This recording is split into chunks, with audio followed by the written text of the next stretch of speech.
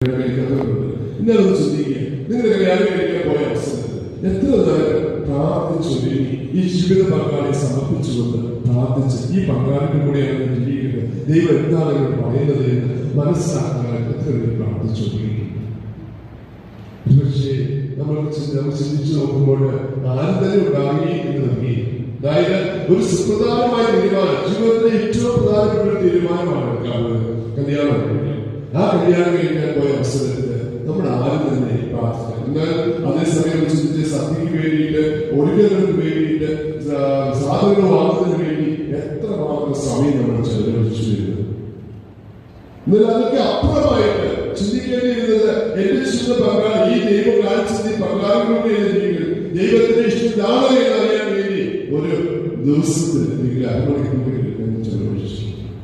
രണ്ടാമതായി ചിന്തിക്കുക, നീ കല്യാണം കഴിച്ചു, നിങ്ങൾക്ക് മക്കളുണ്ടാവണമെന്ന് നിങ്ങൾ ആഗ്രഹിച്ചു, ആ മക്കളെ ജനിപ്പിക്കുന്നതിന് മുമ്പ് നിങ്ങൾ ദൈവത്തോട് ആലോചിച്ചു.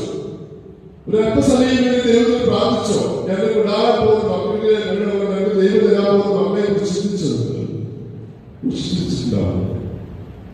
മക്കളൊക്കെ ഉണ്ടായി കാണും, പക്ഷേ അതൊന്നും ചിന്തിച്ച് ആഗ്രഹിച്ച് ദൈവത്തോട് ചേർന്ന് നമ്മള് പ്രവർത്തിച്ചിട്ടുണ്ടാവും. നമ്മൾ എത്ര പേരുണ്ടാവും ചിന്തിച്ചു നോക്കുക.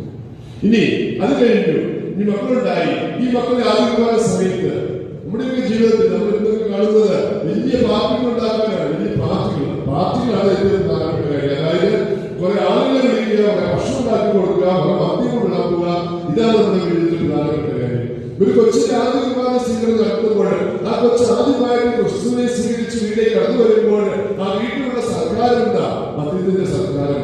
ഈ കൊച്ചു കാണുന്നത് എന്താ? ഇത് തന്നെയാണ്. ഈ കൊച്ചിന് എന്ത് വ്യത്യാസം ഉണ്ടാകും ജീവിതത്തിൽ? നമ്മൾ ചിന്തിക്കേണ്ട ഒരു കാര്യമാണ്. നമ്മുടെയൊക്കെ ആഘോഷങ്ങളുടെ അതിരിപ്പില്ല ഒത്തിരിയേറെ കുടുംബങ്ങളിൽ നടക്കുന്ന സംഭവങ്ങൾ. കൊച്ചുകളെ ആദ്യം കൊച്ചുകളെ മാമോദീസ, ഇതൊക്കെ കൊച്ചുകളെ ആദ്യമായിട്ട് ദൈവത്തെ സ്വീകരിച്ച് കടന്നു വരുന്ന കുഞ്ഞിന്റെ വീട്ടിൽ ഉണ്ടാകുന്ന സംഭവങ്ങളാണ്. ഇനി അത് കഴിഞ്ഞ് ഈ കൊച്ചിന്റെ കല്യാണത്തെ എന്തായിരിക്കും സംഭവിക്കാൻ ചിന്തിക്കുക. ഇതൊക്കെ നമ്മുടെ ജീവിതത്തില് നടക്കുന്ന സുപ്രധാന തീരുമാനങ്ങളല്ലേ. ഇനി മക്കളെയൊക്കെ പഠിപ്പിക്കാൻ വരുമ്പോൾ ഈ മക്കള് പോലും പ്രാർത്ഥിക്കാറുണ്ടോ? നമ്മൾ ചിന്തിക്കുക, നമ്മള് എത്ര പേര് പ്രാർത്ഥിക്കാറുണ്ട് ഈ കൊച്ചുകളെ പഠിപ്പിക്കാറുണ്ട്. ദൈവം ഇതാണ്, ഈ കോഴ്സാണ് കൊച്ചിനെ പഠിക്കാൻ ആഗ്രഹിക്കുക, ഈ പഠിക്കാൻ പോയാൽ അതിനൊക്കെ സംഭവിക്കുക. ഇതൊക്കെ നമുക്ക് എത്ര പേര് ആലോചിക്കാറുണ്ട്.